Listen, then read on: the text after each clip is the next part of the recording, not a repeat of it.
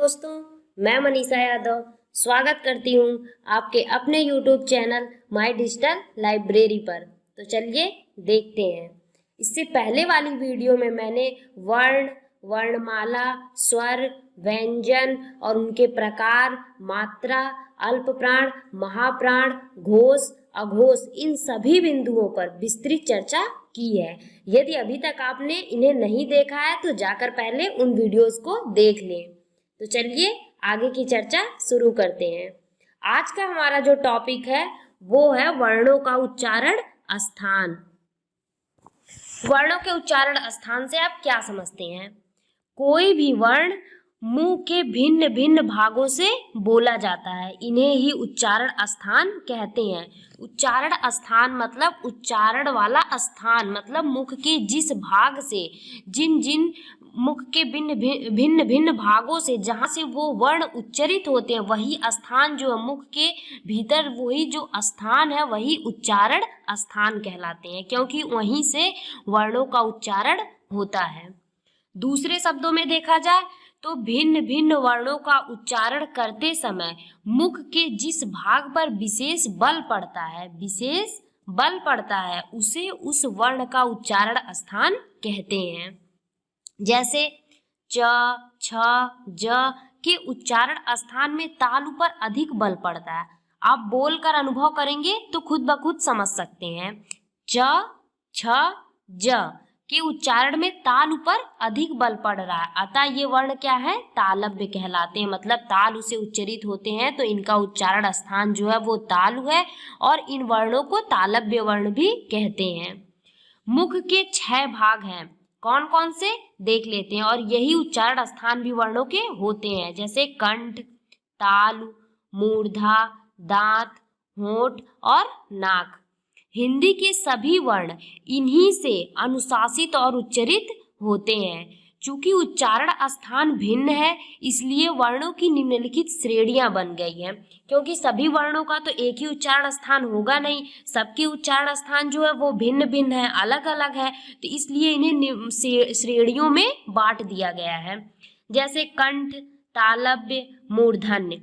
तो कंठ मतलब कौन कौन से जो वर्ण है जो कंठ से उच्चरित होते हैं। जैसे देखिए, कंठ और निचली जीभ के स्पर्श से बोले जाने वाले वर्ण, कंठ और निचली जीभ के स्पर्श से जो वर्ण बोले जाते हैं, जैसे आ, क वर्ग, ह और विसर्ग, ये सब क्या है? कंठ वर्ण है, इनका उच्चारण स्थान कंठ है। आ, बड़ा आ, क वर्ग मतलब क, ख, ग, घ, अंगा, पूरा 5 वर्ण आते हैं क वर्ग में। और ह और विसर्ग मतलब जिसपे 2 बिंदी होती है। उसके बाद दूसरा है तालव्य। तालु और जीभ के स्पर्श से बोले जाने वाले वर्ण, तालु और जीभ के स्पर्श से कौन कौन से वर्ण है? छोटी ई, बड़ी ई, च वर्ग, य और श, तालव्य श। च वर्ग में च, छ, ज, झ, ञ, ये 5 वर्ण जो है वो तालव्य, तालु से उच्चरित होते हैं। उसके बाद तीसरा है मूर्धन्य।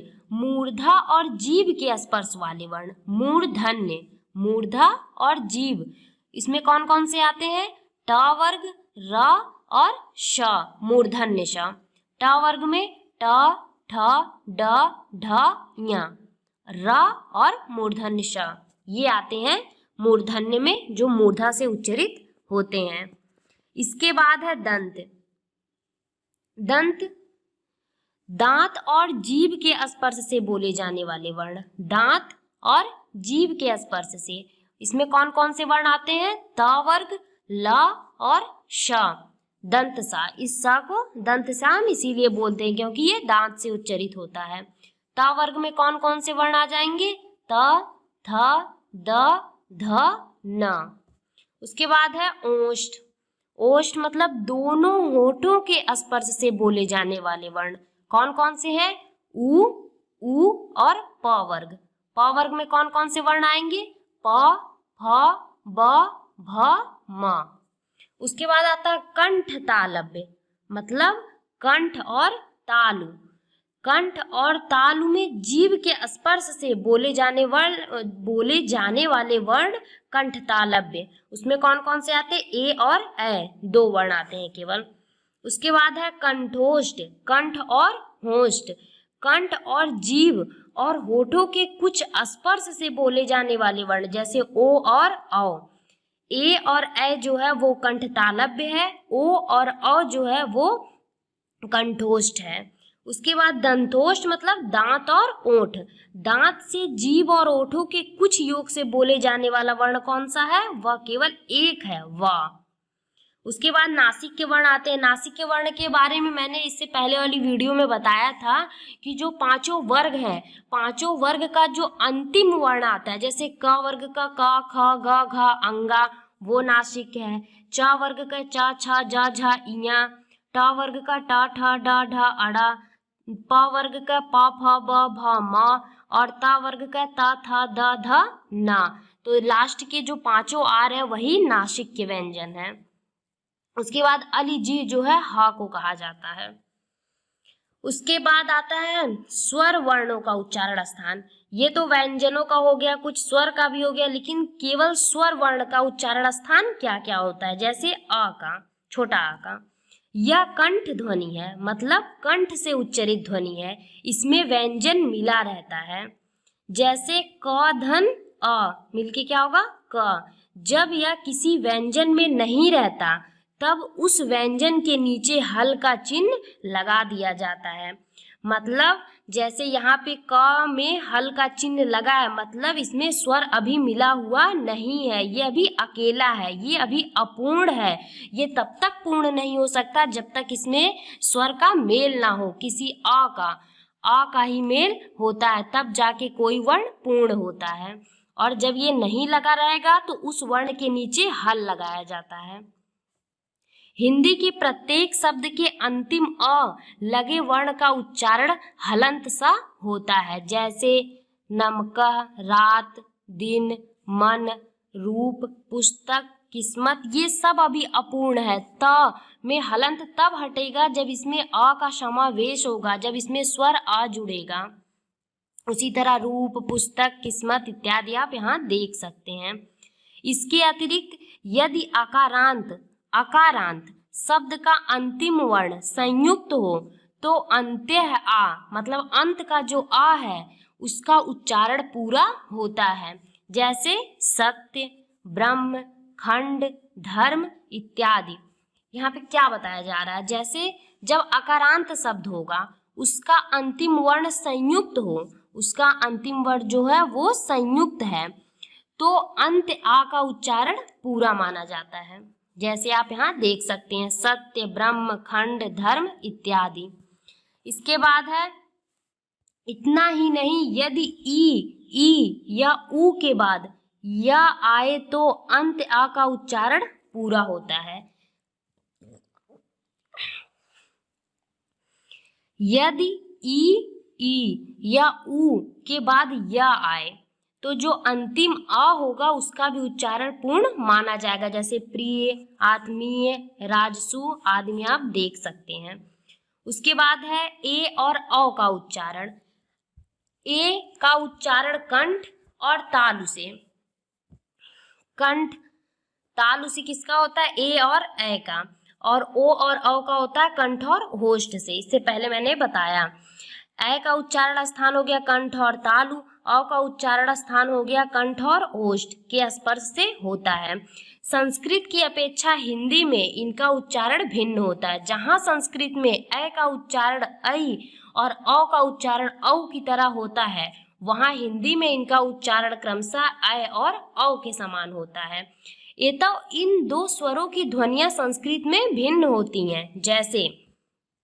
जैसे संस्कृत में ऐल, शैल, यहाँ पे देखिए शैल ऐ का प्रयोग हो रहा है, और इसमें ऐसा मतलब अय। कौतुक, कौतुक, इसमें कौतुक, इसमें कौतुक। कौन, कौवन। इसके बाद आता है व्यंजनों का उच्चारण। व्यंजनों का उच्चारण, व्यंजनों के उच्चारण में व और ब का उच्चारण हम यहाँ देखेंगे। व का उच्चारण स्थान दंतोष्ठ है, दांत और होठ के स्पर्श से इसका उच्चारण होता है। दांत और ओष्ठ जब जो है जीवा से स्पर्श करते हैं तब इनका उच्चारण होता है। और होठ के संयोग से व का उच्चारण होता है। व का उच्चारण स्थान दंतोष्ठ है, अर्थात दांत और होठ के संयोग से व का उच्चारण होता है। दांत और होठ से व का। और ब का उच्चारण दोनों होठों के मेल से होता है। ब दोनों होठों के मिलने से ब उच्चारित हो रहा है। हिंदी में इनके उच्चारण और लिखावट पर पूरा ध्यान नहीं दिया जाता। नतीजा यह होता है कि लिखने और बोलने में भद्दी भूलें हो जाया करती हैं। जैसे वेद को वेद और वायु को वायु कहना भद्दा लगता है। ये बहुत ही गलतियां हो जाती हैं। ये अक्सर लोग व की जगह पे ब और ब की जगह पे व का प्रयोग कर देते हैं। संस्कृत में ब का प्रयोग कम होता है, हिंदी में बहुत अधिक। यही कारण है कि संस्कृत के तत्सम शब्दों में प्रयुक्त व वर्ण को हिंदी में ब लिख दिया जाता है। बात यह है कि हिंदी भाषी बोलचाल में भी व और ब का उच्चारण एक ही तरह करते हैं, इसलिए लिखने में भूल हो जाया करती है। इसके फलस्वरूप शब्दों का अशुद्ध प्रयोग हो जाता है। इससे अर्थ का अनर्थ भी हो सकता है। यदि हमारा उच्चारण ही सही नहीं होगा तो हम लिखेंगे कहाँ से सही। इसीलिए सर्वप्रथम उच्चारण बहुत ही महत्वपूर्ण है। यदि हम शुद्ध उच्चारण करेंगे तो हम शुद्ध लेखन भी कर सकते हैं। जैसे यहाँ पे कुछ उदाहरण दिए जा रहे हैं जहाँ पे लोग अक्सर गलती करते हैं। जैसे वास रहने का स्थान मतलब निवास, और बास हो गया तो सुगंध और गुजर। वंशी मुरली यदि बंसी हो गया तो मछली फांसने का यंत्र। तो अर्थ का अनर्थ हो जाया करता है यदि हम व के स्थान पर ब कर दें या ब के स्थान पर व कर दें। जैसे आगे देखिए, वेग मतलब गति और बेग मतलब थैला। कपड़ा अरबी भाषा ये दिया है। उसके बाद है वाद मतलब मत, और बाद कर दे तो उपरांत या पश्चात। वाह मतलब वहन करने योग्य, अब बाह्य मतलब बाहरी। आप यहाँ स्पष्टतः देख सकते हैं कि व और ब के अंतर से या व और ब के इधर उधर होने से कितना अर्थ का अनर्थ हो सकता है। इसके आगे हम देखेंगे, सामान्यतः हिंदी की प्रवृत्ति ब लिखने की ओर है। यही कारण है कि हिंदी शब्दकोशों में एक ही शब्द के दोनों रूप दिए गए हैं। बांग्ला में तो एक ही ब व है, व नहीं, लेकिन हिंदी में यह स्थिति नहीं है। यहाँ तो वहन और बहन का अंतर बतलाने के लिए व और ब के अस्तित्व को बनाए रखने की आवश्यकता है। ड और ढ का उच्चारण, ड और ढ का उच्चारण। हिंदी वर्णमाला के ये दो नए वर्ण हैं जिनका संस्कृत में अभाव है। हिंदी में ड और ढ के नीचे बिंदु लगाने से इनकी रचना हुई है। वास्तव में ये वैदिक वर्णों का क और कह के विकसित रूप हैं। इनका प्रयोग शब्द के मध्य या अंत में होता है। इनका उच्चारण करते समय जीभ झटके से ऊपर जाती है। इन्हें उच्छिप्र ऊपर फेंका हुआ व्यंजन कहते हैं, जैसे सड़क, हांड, गाड़ी, पकड़ना, चढ़ाना, गढ़ इत्यादि। इसके बाद हम देखेंगे श, स, श का उच्चारण स्थान। ये तीनों क्या है? ऊष्म व्यंजन है। ऊष्म व्यंजन के बारे में मैंने पहले बताया था। ऊष्म व्यंजन जो चार होते हैं जिन्हें बोलने में ऊष्मा या रगड़ उत्पन्न हो, वो कौन कौन से हैं? श, स, श और ह। लेकिन यहाँ तीनों श का उच्चारण स्थान बताया गया है क्योंकि इन्हें बोलने में सांस की ऊष्मा चलती है और ये संघर्षी व्यंजन है। श के उच्चारण में जिह्वा तालु को स्पर्श करती है। श तालु का स्पर्श हो रहा और हवा दोनों बगलों में स्पर्श करती हुई निकल जाती है, पर श के उच्चारण में जिह्वा मूर्धा को स्पर्श करती है। इसीलिए देखिए इस वाले स को तालव्य श, क्योंकि ये तालु को स्पर्श करती है, और ये मूर्धा को स्पर्श करती है तो मूर्धन्य श। एतः श तालव्य वर्ण और श मूर्धन्य वर्ण। हिंदी में अब श का उच्चारण स के उच्चारण के समान होता है। श वर्ण उच्चारण में नहीं है पर लेखन में है। सामान्य रूप से श का प्रयोग तत्सम शब्दों में होता है, जैसे अनुष्ठान, विषाद, निष्ठा, विषम, कषाय इत्यादि। यहाँ हम ये कह सकते हैं कि इन तीनों श के उच्चारण स्थान में कोई विशेष उच्चारण करने में कोई विशेष अंतर नहीं हो पाता। बहुत शुद्ध उच्चारण में हम इसका प्रयोग नहीं कर पाते, लेकिन लेखन में इसका प्रयोग शुद्ध होना चाहिए। लेखन में इसका अधिक महत्व दिया जाता है। इसके बाद देखेंगे स और श के उच्चारण में भेद स्पष्ट है। जहाँ स के उच्चारण में जिह्वा तालु को स्पर्श करती है, वहाँ स के उच्चारण में जिह्वा दांत को स्पर्श करती है, इसीलिए इसे दंत सा बोलते हैं। इस सा को दांत को स्पर्श करती है। श वर्ण सामान्यतः संस्कृत, फारसी, अरबी और अंग्रेजी के शब्दों में पाया जाता है, जैसे पशु, अंश, शराब, शीशा, लाश, स्टेशन, कमीशन इत्यादि। हिंदी की बोलियों में स श का स्थान स ने ले लिया है। स और श के अशुद्ध उच्चारण से गलत शब्द बन जाते हैं और उनका अर्थ ही बदल जाता है। अर्थ और उच्चारण के अंतर को दिखलाने वाले कुछ उदाहरण यहाँ दिए जा रहे हैं। इनके उच्चारण में जो है बहुत गलतियां होती हैं और उच्चारण गलत होने की वजह से हम लिख भी गलत देते हैं और जिससे अर्थ का अनर्थ हो जाता है। जैसे यहाँ पे कुछ शब्द दिए जा रहे हैं, जैसे अंश, इस अंश का मतलब भाग और ये अंश इसका मतलब कंधा। शकल, खंड, सकल, सारा, सर, बाण, सर, तालाब, शंकर, महादेव, शंकर, मिश्रित, शव, कुत्ता, शव, अपना, शांत, धैर्ययुक्त, शांत, अंत सहित। इसके बाद हम देखेंगे ड और ढ का उच्चारण। इनका उच्चारण शब्द के आरंभ में, द्वित में और ह्रस्व स्वर के बाद अनुनासिक व्यंजन के संयोग से होता है। इनका उच्चारण शब्द के आरंभ में, द्वित वर्ण में मतलब एक ही वर्ण जब दो बार आ जाते हैं, और ह्रस्व स्वर मतलब ह्रस्व स्वर क्या है, छोटा, छोटी, छोटा ऊ, ये सब क्या है, ह्रस्व स्वर है मतलब छोटे, के बाद अनुनासिक व्यंजन के संयोग से होता है। जैसे डाका, डमरू, ढाका, ढकना, ढोल शब्द के आरंभ में, गड्ढा, खड्डा द्वित में, और दंड, पिंड, चंडू, मंडप ह्रस्व स्वर के पश्चात और अनुनासिक व्यंजन के संयोग पर। यहाँ आप उदाहरण में अच्छे से देख सकते हैं। इसके बाद हम बात करेंगे प्रयत्न पर। प्रयत्न क्या होते हैं? प्रयत्न से आप क्या समझते हैं? प्रयास करना। वर्णों का उच्चारण करते समय विभिन्न उच्चारण अवयव किस स्थिति और गति में है, इसका अध्ययन प्रयत्न के अंतर्गत किया जाता है। प्रयत्न के आधार पर हिंदी वर्णों का वर्गीकरण प्रायः निम्नलिखित रूप से किया गया है। पहले हम स्वर का देखेंगे। स्वर में जिह्वा का कौन सा अंश उच्चारण में उठता है, इस आधार पर स्वरों के भेद निम्नलिखित हैं। अग्र स्वर, मध्य स्वर, पश्च स्वर। अग्र स्वर मतलब आगे का, जिसका उच्चारण हम जीभ के अग्र भाग से करते हैं, जैसे ई, ए, ऐ।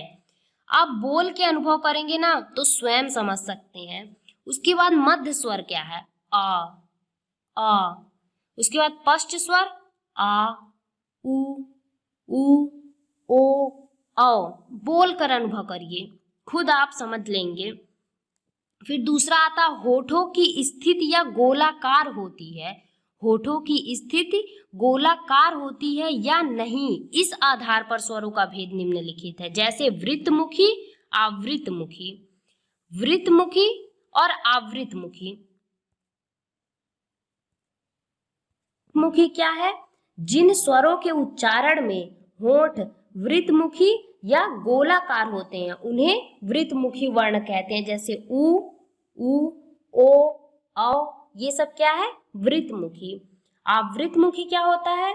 जिन स्वरों के उच्चारण में होठ वृत्तमुखी या गोलाकार नहीं होते हैं उन्हें आवृतमुखी। क्या है? आ, ई, ए, ऐ। आप बोल कर अनुभव करिए, खुद पता चल जाएगा कि इन वर्णों के उच्चारण में मुख जो है वो गोलाकार स्थिति में ओठ नहीं हो रहा है, और ये जो वृत्तमुखी है उसमें उ, ओ, औ, इसमें होठों की स्थिति क्या हो जा रही है, गोलाकार। इसके बाद हम देखेंगे व्यंजनों के बारे में, मतलब व्यंजन के उच्चारण स्थान के बारे में प्रयत्न के आधार पर। प्रयत्न के आधार पर हिंदी व्यंजनों का वर्गीकरण इस प्रकार है। पहला क्या है, स्पर्शी। प्रयत्न के आधार पर हम देख रहे हैं, जिन व्यंजनों के उच्चारण में फेफड़ों से आई वायु किसी अवयव को स्पर्श करके निकले उन्हें स्पर्शी कहते हैं। वो व्यंजन जो उच्चारण करते समय फेफड़ों से आई हुई वायु किसी अवयव को स्पर्श करके निकलता उन्हें स्पर्शी व्यंजन कहते हैं।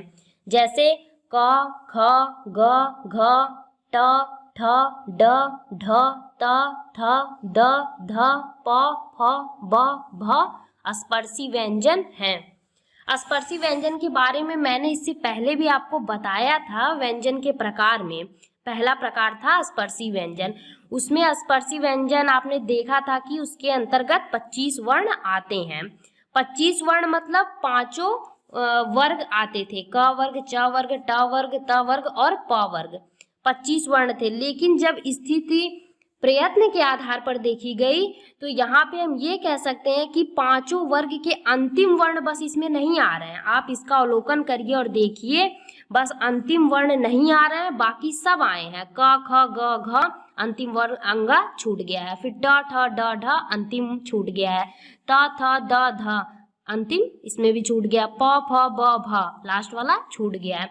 तो वही अगर प्रयत्न के आधार पर देखे जाएं तो वही अंतिम वर्ण पांचों वर्ग के छोड़कर बाकी सब क्या है, स्पर्शी व्यंजन के अंतर्गत आते हैं। लेकिन किसके आधार पर, प्रयत्न के आधार पर। ये बात अब याद रखिएगा। इसके बाद आते हैं संघर्षी। दूसरा क्या है, संघर्षी। संघर्षी जिन व्यंजनों के उच्चारण में वायु संघर्ष पूर्वक निकले, वायु कैसे संघर्ष पूर्वक निकले उन्हें संघर्षी कहते हैं। जैसे स, श, स, ह आदि क्या है, संघर्षी व्यंजन। यही संघर्षी जो है वो ऊष्म व्यंजन के अंतर्गत आपने पढ़ा था कि ऊष्म व्यंजन कौन कौन से होते हैं, 4 होते हैं। उन्हें संघर्षी व्यंजन भी कहा जाता है क्योंकि वो संघर्ष करते हुए उत्पन्न होते हैं, मुख में ऊष्मा पैदा करते हुए उच्चरित होते हैं। तो वही यहाँ पे भी दिया गया है कि प्रयत्न के आधार पर देखा जाए तब भी संघर्षी व्यंजन यही है, स, श, स, ह। तीसरा है स्पर्श संघर्षी, मतलब जिसमें स्पर्श भी हो और संघर्ष से भी हो। नाम से ही आधी बातें स्पष्ट हो जाती हैं। जिन व्यंजनों के उच्चारण में स्पर्श का समय अपेक्षाकृत अधिक होता है और उच्चारण के बाद वाला भाग संघर्षी हो जाता है, वे स्पर्श संघर्षी कहलाते हैं। जैसे च, छ, ज, झ स्पर्श संघर्षी हैं। उसके बाद आता है चौथा नासिक के व्यंजन। जिन व्यंजनों के उच्चारण में वायु मुख्यतः नाक से निकले उन्हें नासिक के कहते हैं। जैसे अंगा, य, ड़, न, म व्यंजन नासिक है। ये तो आपने कई बार देख लिया कि वर्ग का जो पांचों वर्ग का जो अंतिम वर्ण है वही नासिक वर्ण है, नासिक के व्यंजन है, नासिक से उच्चरित होता है, उसका उच्चारण स्थान नासिक है। ये सब बातें आप यहाँ पे समझ सकते हैं। पांचवा है पार्श्विक। जिन व्यंजनों के उच्चारण में जीभ तालु को छुए किंतु पार्श्व मतलब क्या होता है, बगल में से हवा निकल जाए उन्हें पार्श्विक व्यंजन कहते हैं। पार्श्व मतलब बगल। जीभ तालु को छुए लेकिन बगल से हवा निकल जाए उन्हें पार्श्विक व्यंजन कहते हैं। दूसरे शब्दों में हम कह सकते हैं जिनके उच्चारण में जिह्वा का अगला भाग मसूड़े को छूता है और वायु पार्श्व मतलब बगल या आसपास से निकल जाती है, वे पार्श्विक कहलाते हैं। हिंदी में केवल एक पार्श्विक है, वो है ल। व्यंजन जो है वो पार्श्विक है। मैंने अंतस्थ व्यंजन य, र, ल, व में आपको बताया था कि ल जो है वो पार्श्विक है, य और व अर्ध स्वर है, र लुंठित है। वहां पे मैंने ये बताया था। ल वर्ण का जब आप उच्चारण करेंगे तो आप खुद अनुभव कर सकते हैं कि जिह्वा का अगला भाग मसूड़े को छूता है और वायु जो है आसपास से निकल जाती है, तभी हम ल का उच्चारण कर पाते हैं। तो ल क्या है? पार्श्विक व्यंजन है। उसके बाद छठा है प्रकंपी। जिन व्यंजनों के उच्चारण में जिह्वा को 2-3 बार कंपन करना पड़े, प्रकंपी, प्रकंप, कंपन करना पड़े, वे प्रकंपी कहलाते हैं। हिंदी में र क्या है? वो प्रकंपी है। ल पार्श्विक है, र जो है लुंठित या प्रकंपी है, र कंपन उत्पन्न हो रहा है। तो ये कौन सा व्यंजन हो गया? प्रकंपी व्यंजन। उसके बाद है उत्क्षिप्त। उत्क्षिप्त जिन व्यंजनों के उच्चारण में जीभ के अगले भाग को थोड़ा ऊपर उठाकर झटके से नीचे फेंकते हैं, उत्क्षिप्त। उत और क्षिप्त झटका उत्पन्न होता है, उसे उत्क्षिप्त व्यंजन कहते हैं। जैसे ड, ढ व्यंजन क्या है? उत्क्षिप्त व्यंजन है। उसके आगे हम देखेंगे संघर्षहीन या अर्धस्वर। संघर्षहीन या अर्धस्वर जिन ध्वनियों के उच्चारण में हवा बिना किसी संघर्ष के बाहर निकल जाए, वे संघर्षहीन, संघर्ष से हीन ध्वनियां कहलाती हैं। य और व व्यंजन संघर्षहीन या अर्धस्वर हैं। मैंने आपको बताया था कि य और व क्या है? अर्धस्वर, मतलब संघर्षहीन। य व कितनी आसानी से हम इसे बोल सकते हैं, कोई संघर्ष ही नहीं लगता। तो य व अर्धस्वर या संघर्षहीन, ल पार्श्विक, र लुंठित। इतना आप याद कर लें। उसके बाद आता है अक्षर। सामान्यतः अक्षर शब्द का प्रयोग स्वरों और व्यंजनों के लिपि चिन्हों के लिए होता है। जैसे उसके अक्षर बहुत सुंदर हैं। व्याकरण में ध्वनि की उस छोटी से छोटी इकाई को अक्षर कहते हैं जिसका उच्चारण एक झटके से होता है। अक्षर से व्यंजन एक अधिक हो सकते हैं, किंतु स्वर प्रायः एक ही होता है। हिंदी में एक अक्षर वाले शब्द भी हैं और अनेक अक्षर वाले भी हैं। जैसे उदाहरण में आप देख सकते हैं, इसमें अक्षर के बारे में बताया गया है। सबसे छोटी, जो सबसे छोटा जिसका खंड नहीं किया जा सकता वो तो वर्ण है, जो हमारे मुख से ध्वनि निकल रही है वही वर्ण है। फिर वर्ण से क्या होता है? वर्ण का जब सार्थक मेल हो जाता है तो अक्षर बनते हैं। तो मतलब अक्षर में व्यंजन एकाधिक हो सकते हैं, किंतु स्वर प्रायः एक ही होगा। मतलब अक्षर में व्यंजन एक से अधिक हो सकते हैं, लेकिन स्वर जो है वो एक ही होगा। जैसे आ, ख, जो, तो एक अक्षर वाले शब्द, ये भी शब्द हैं लेकिन एक अक्षर वाले। मित्र, गति, काला, मान, 2 अक्षर वाले शब्द। उसके बाद है 3 अक्षर वाले कविता, बिजली, कमान। 4 अक्षर वाले अजगर, पकवान, संवेद। 5 अक्षर वाले मनमोहन, जगमगाना। 6 या उससे अधिक अक्षरों वाले शब्दों का प्रयोग बहुत कम होता है। ये तो हमने बचपन में ही पढ़ लिया है। बचपन में ही जब हम छोटे क्लास में रहते तभी हमें मिलता है 1 अक्षर वाले शब्द लिखो, 2 अक्षर वाले, 3 अक्षर वाले, 4 अक्षर वाले, 5 अक्षर वाले। ये तो हमने बचपन में ही सीखा था। वही चीजें यहाँ पे बताई जा रही हैं। 1 अक्षर वाले शब्द, 2 अक्षर वाले शब्द क्या होते हैं और 3 अक्षर वाले कैसे हैं, 4 अक्षर वाले क्या हैं। इसमें मुख्य रूप से यही बताया गया है कि व्यंजन जो है, अक्षरों में व्यंजन एक से अधिक हो सकते हैं, किंतु स्वर प्रायः एक ही होता है। ये आप इसमें अवलोकन कर सकते हैं। इसके आगे हम देखेंगे बालाघात। बालाघात क्या होता है? शब्द का उच्चारण करते समय किसी एक अक्षर पर दूसरे अक्षरों की तुलना में कुछ अधिक बल दिया जाता है। क्या समझे?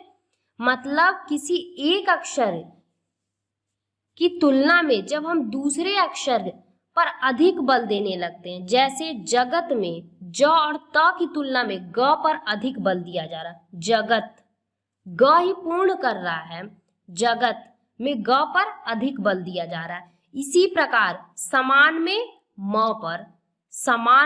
म पर अधिक बल दिया जा रहा है। इसे बालाघात कहते हैं। बाल आघात। शब्द में बालाघात का अर्थ पर प्रभाव नहीं पड़ता। वाक्य में बालाघात से अर्थ में परिवर्तन आ जाता है। मतलब शब्द है तो उस पे बाल आघात का कोई प्रभाव नहीं पड़ेगा, लेकिन जब पूरा वाक्य होगा तो हमारे उच्चारण से अर्थ में परिवर्तन हो सकता है। उदाहरण के लिए एक वाक्य देखिए, जैसे राम मोहन के साथ मुंबई जाएगा।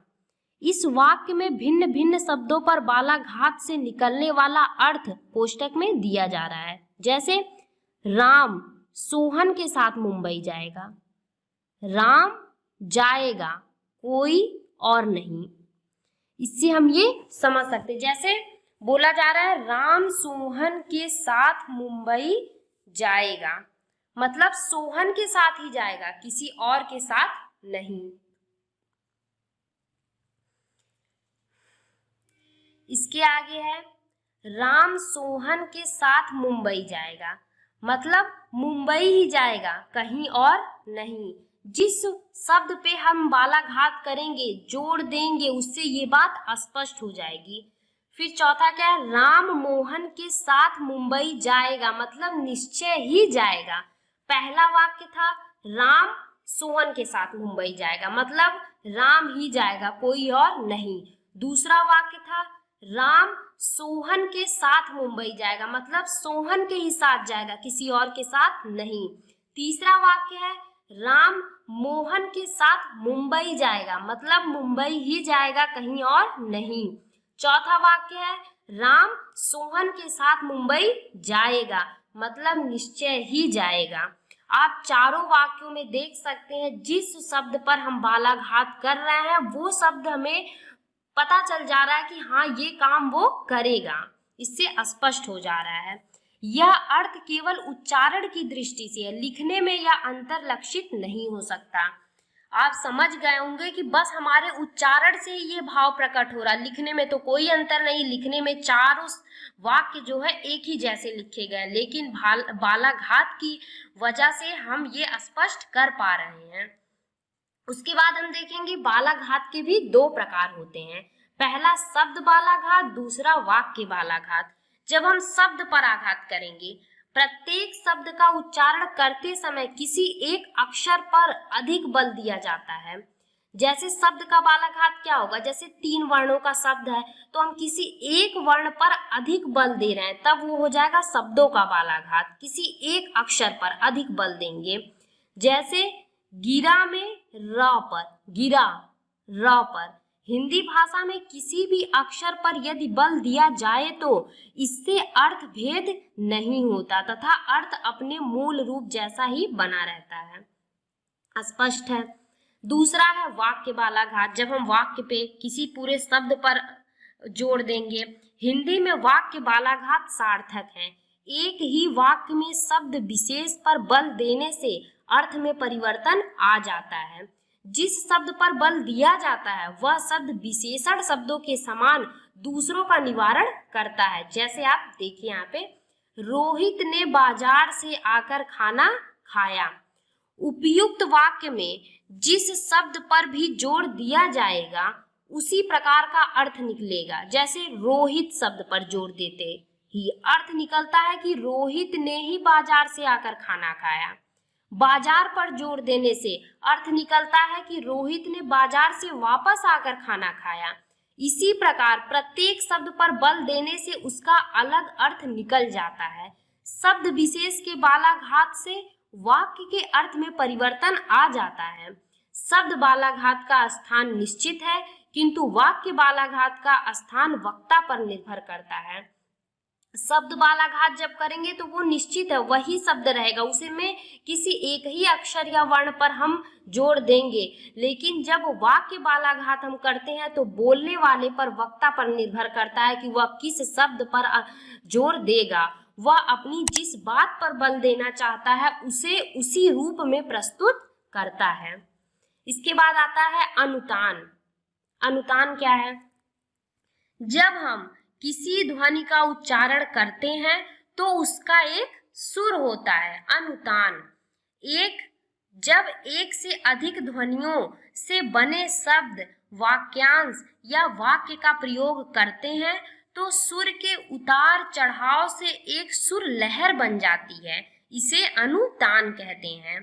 एक ही शब्द को विभिन्न अनुतानों में उच्चारित करने से उसका अर्थ बदल जाता है। ये बहुत महत्वपूर्ण बात है। मतलब एक ही शब्द को जब हम विभिन्न अनुतानों में, विभिन्न सुर ताल में उच्चारित करेंगे तो उसका अर्थ बदल जाता है। उदाहरण के लिए सुनो शब्द लें, विभिन्न अनुतानों में इसका अर्थ अलग अलग होगा। देखिए कैसे। सामान्य कथन, नेताजी का भाषण ध्यान से सुनो। दूसरा है आग्रह या मनुहार के अर्थ में, मेरी बात तो सुनो। तीसरा है क्रोध के अर्थ में, अपनी ही हाके जाते हो, कुछ दूसरों की भी सुनो। तीनों शब्द सुनो ही है, लेकिन अनुतान की वजह से अर्थ में अंतर आ जा रहा है।